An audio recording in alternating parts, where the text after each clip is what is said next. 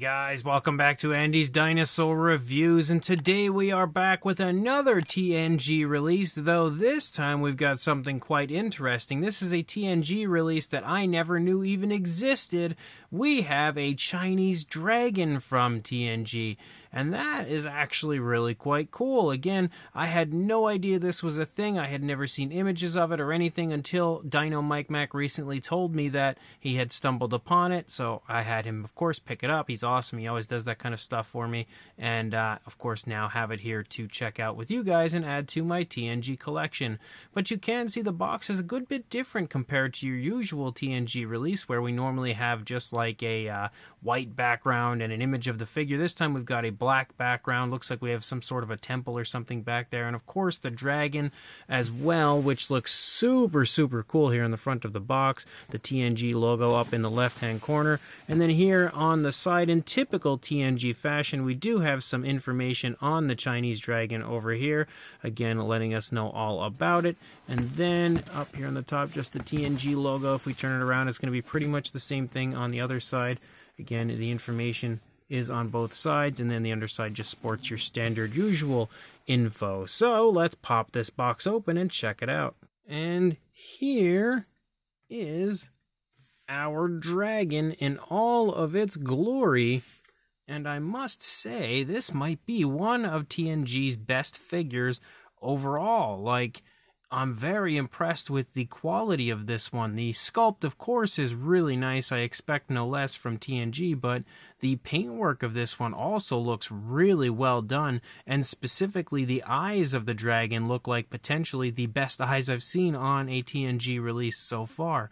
Again, very nice looking. It's got a really cool pose to it as well, and it does even sport a little bit of articulation, because it seems as though these front legs here articulate, which is pretty fun, I guess. I mean, you're not really going to get much in the way of like posability here with the figure when it comes to only switching out the position of those front legs, but it does still look really nice. So let's jump to a closer look and check it out from there. So starting up here at the head sculpt of our Chinese dragon, you can instantly, or at least I would think, see what I was talking about when I was talking about how nice the paint apps are for the figure, as well as the eye. We'll go ahead and just zoom in on that eye. You can see the eye looks fantastic. There is quite a bit of variation of color on the eyes of this dragon, and on top of that we have a very nice gloss coat for the eyes, which really helps to give them a super lifelike and realistic look. So the eyes are immediately a favorite area of this figure for me. Definitely something that I think looks really good.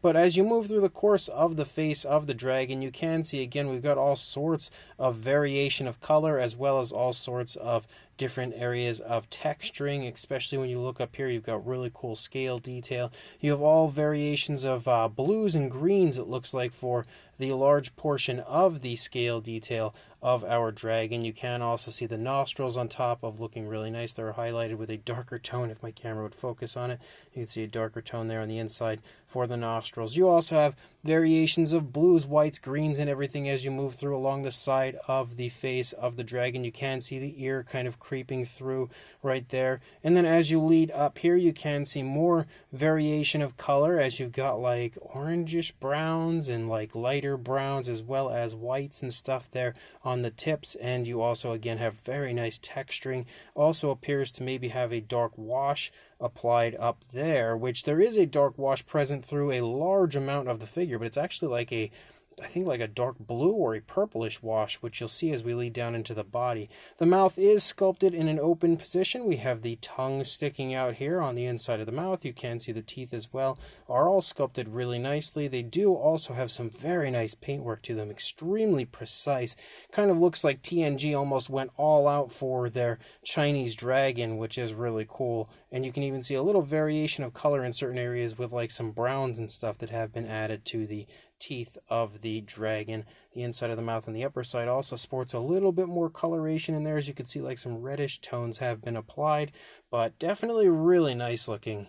As you move back here into the back of the dragon and you continue to lead down, you see the white following along the back of the dragon, but you can also see again a green for the primary body color, as well as, again, like I was saying, kind of looks like it's a blue purplish tone there that they've been applying with like a wash to really creep in and out of all of the scales, and I think it does a great job of doing exactly that. Oh boy, my camera's not going to like the fact that this is green. For some reason, this camera has like a vendetta against things that are green, and I don't know why. Certain colors just really upset this camera. I'm in the process of trying to get a new camera so I don't have to deal with this one anymore, but I haven't quite acquired it yet. But you can see, actually looking up here, you can see a yellowish tone following very closely to the body, and then a white overtaking the tips out there. You also have a white on the underside of the dragon, but you can see there's like a brownish wash that's been applied to the underside of the neck, throat, and the underbelly of our dragon, which does also help to highlight all of the very nice detailing as you move down. You can see the palms of the hands are a white tone, again also sporting that brownish wash, and like I said, we do have articulation for the dragon, which you can see the arms move, or I should say legs move really nicely in that area. You can also see we've got some reds and oranges right here. Man, I cannot focus on this one, or I cannot get close. Every time I get close, the camera apparently is going to freak. But as we continue to move through, you have that very serpent-like look to our dragon, with the curvatures to the body. Again, a very snake-like look to the Chinese dragon, I think.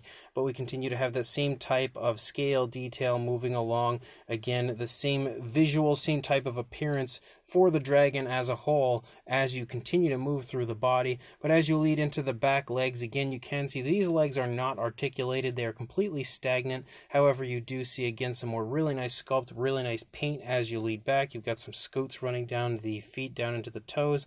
Camera is going to freak out again. You have the light tone for the nails of the dragon. You see that on both the rear leg and the front leg for our dragon. A little bit of that green running over the foot again. And then you lead out into the tail. You've got, again, more really nice curvatures.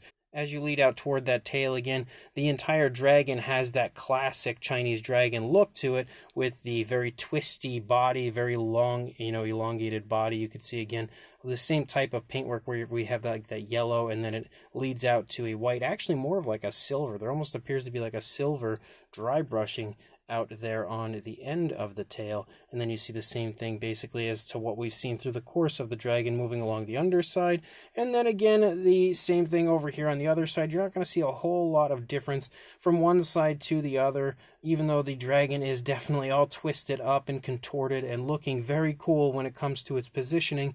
There's not really a whole lot different going on sculpt wise from one side to the other that's going to really draw you in to say, wow, this side looks way better than the other side. I think the other side would be, of course, the superior side because the dragon is looking in that direction. But again, you can see that we have the articulated front leg. So again, this is easily the definitive side for the dragon, but both sides honestly look, I think, just as awesome as each other. As far as a size goes, it is actually quite nicely sized for a length from the tip of the tail to the snout, about 10 inches or around 25.5 centimeters. Now, of course, the dragon is kind of like scrunched up, so if it was stretched out, it would be way longer than that. But for a height, you are looking at just a little under 6.5 inches, or I'd say a hair over, actually, like 16 centimeters, somewhere in that vicinity. For a size comparison, there is Mr. Papo T-Rex, the Attack Pack Colovosaurus, Robert Muldoon, and the Collect A Human Being next to our TNG Dragon. Now, one downside for me is I don't really collect dragons very much, and in fact, I really haven't in all my years of collecting. I've always been a big fan of dragons. I really like dragons, but it's just, there's so many dinosaurs out there. I've always been more focused on those rather than dragons.